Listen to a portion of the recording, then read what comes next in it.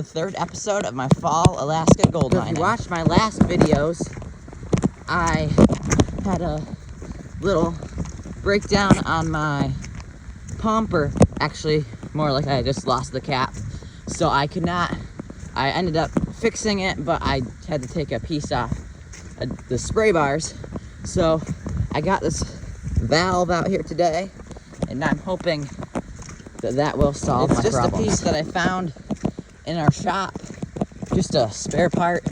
So I didn't do any measurements or anything, so I'm really hoping that'll fit, but I'm not sure. It and see if it works. So I'll show you in a second when we get all the way down here. But I did not video this when I was actually doing it, but I mined all the rest of my dirt that I had stockpiled up through my high banker in that same way I was doing it last time. Just by putting the dirt in the feeder and then grabbing the hose and washing it down. So it's definitely a little more time consuming and a little harder to do, but it worked, and I will be really excited though if I can get it. Let's see if this works.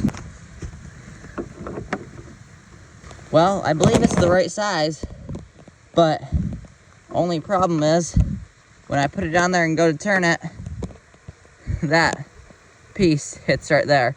So I'm gonna go ahead and see if I can take some stuff apart and get this piece of PVC down there off the feeder, and hopefully I'll be able to screw down then.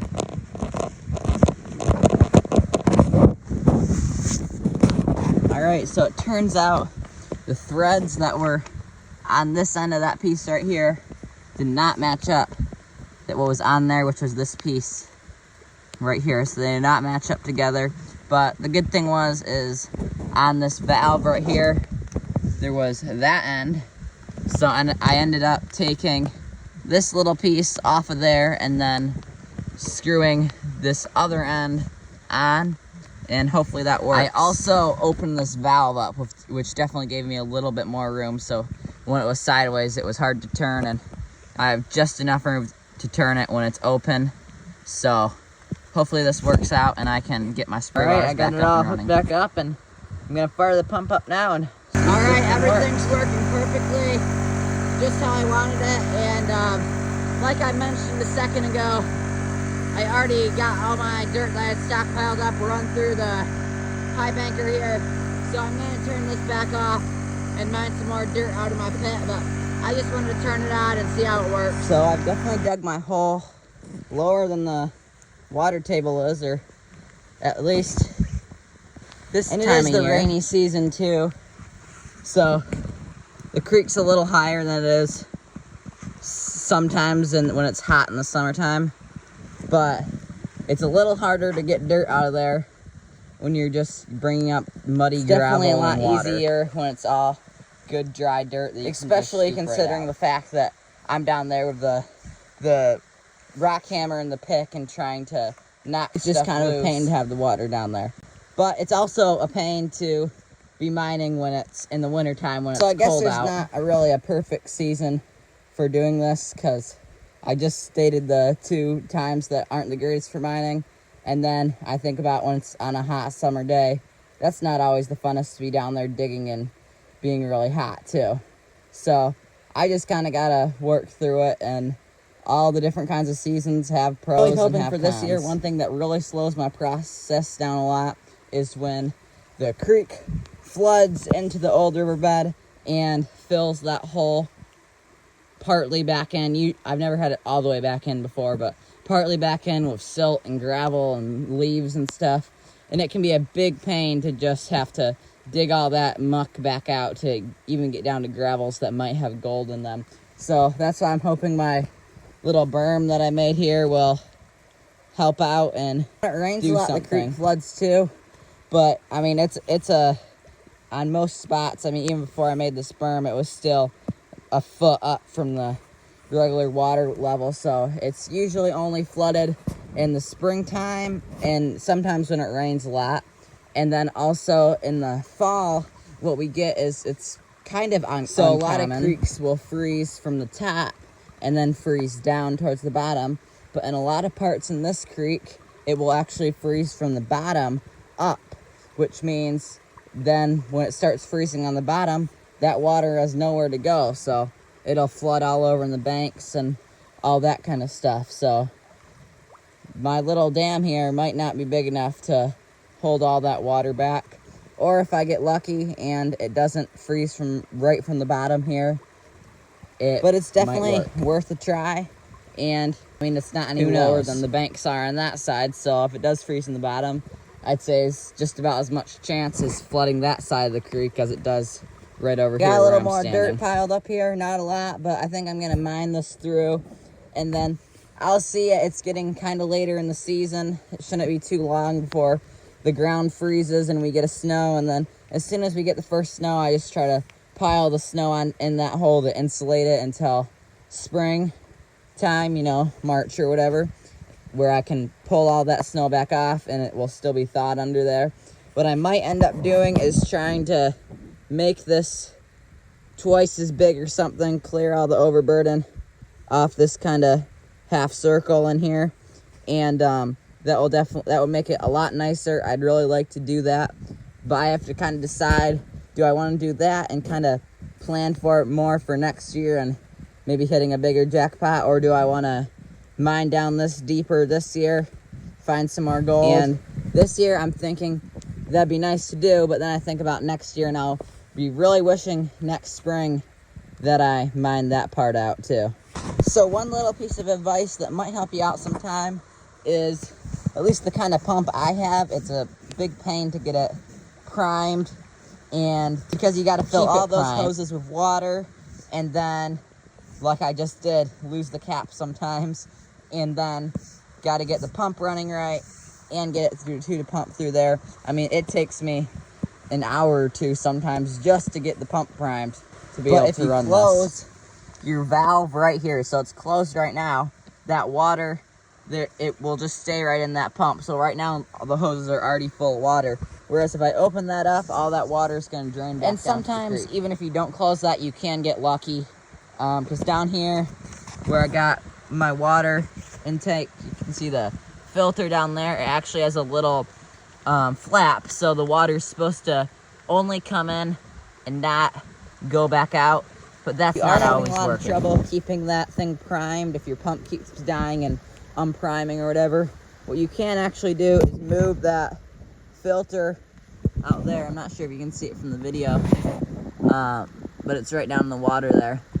If you can keep that filter out and more of the current of the water out there, the water is going to be kind of pushing in on it, and that's going to leave less of a chance for the water to come back out. All right, I'm going to fire back up, and one thing I do a lot is I'll turn the pump on and I'll forget I closed that lever, and then I'll wonder why the water's not coming out of that thing, and sometimes I'll try to reprime it just to remember I did close that lever. So when you do it, make sure you turn it on, and the first thing you do is open that valve, and so when you do that, that's going to let the water through the spray bars, and a lot of times if you don't turn it, you're just not going to get any water. Your pump might quit. But sometimes what can happen is your hose clamps, if they're not tight enough on any parts of the pump or down there, they'll blow off and start spraying water everywhere, and it's hard to get back on, and then your pump's going to come unprimed. So just try to remember to turn the valve there, but I forget it all the time.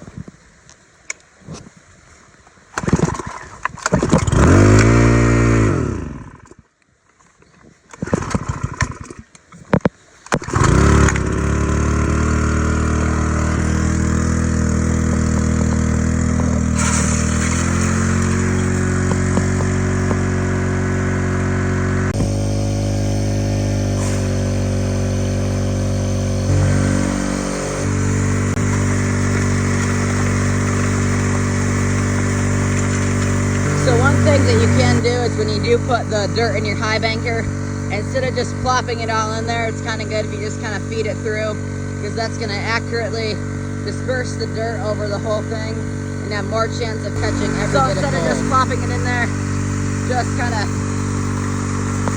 slowly feed it in. And as you can see, it's definitely a pretty wet process. I'm going to turn the pump down like it is right here. And it doesn't need it right now. I've only put 2 little scoops of dirt in, but I'll just push those rocks out and You don't really need the pump turned down, but when it's going like crazy, it'll spray a lot of water up and get on you. So it doesn't really matter because you're gonna get wet anyway, but I usually turn it down a little bit. I'm gonna quickly tell you guys how the high banker works, how it catches gold, and how this system works properly. So right here are your grizzly bars, or in my case I call them the muskrat bars, which are right here. So you're gonna put the dirt in there, feed it slowly through. It's gonna fall down there into the feeder, and then it's at a slant, as you can see. So what I really like about this high banker is it has this stand on it, so I'm able to screw those pieces a little lower, and like the pieces up here, as you can see, are higher. So it's the perfect slant for the water I'm gonna run through it. And then as the dirt and gravels and sands are washed through here. So before we go into that part, I would just real quick like to say, all the larger rocks and stuff are caught by these bars. So back to this part down here, that dirt is gonna come out of the feeder, or gravel, sands and stuff, and gonna be washed down into this part right here. So a lot of your coarser gold is gonna be caught in this black part of the mat right here. And it's actually one of the few spots that you can actually look at your sluice and say, there's gold right in there. If you have the eye for it, you can pick it out in these other parts, but there's a lot more rocks and gravel in there too, and it's definitely harder to see. If we go down the sluice, this is like most bars, as you can see, when the water runs over it, it forms a little like a ripple, kind of like if it goes over a rock, and the gold's gonna go right under there. And that's the same way if you're looking at a creek and you want to know somewhere to mine, it's gonna be right under where that rock is, right behind the rock where the water slows a bit and the gold's gonna sink right to the bottom. So it's the same way when people made this, you know, they probably looked at the rock and said, all right, we need to kind of make this like what a rock is in the river. So, you know, you make your own little creek running down the sluice box, and the gold's just gonna go under here. And all of these are the same way. And I have a couple different kinds. Some are, like this is better for gold, and then I have some that come up a little farther and then go out a little farther, and those are better for heavier stuff like garnets and stuff. And then in here, we have that same kind of thing, except a lot smaller. These little riffles right down in here, so it's gonna form the same kind of thing, and that's gold's gonna get down in there. And then the same thing, even smaller, I don't even think you can see it in the camera, but the mat down there it has little ridges in it. So that gold's just gonna go in the ridges of that mat. So you're catching, you know, coarse stuff up here, more coarse stuff under this stuff, finer stuff in here, and then the finest stuff down. And then the hope is all your gold's caught in the first 2 or 3 of these things. These other pieces are kind of like extras, but you can still catch gold down there.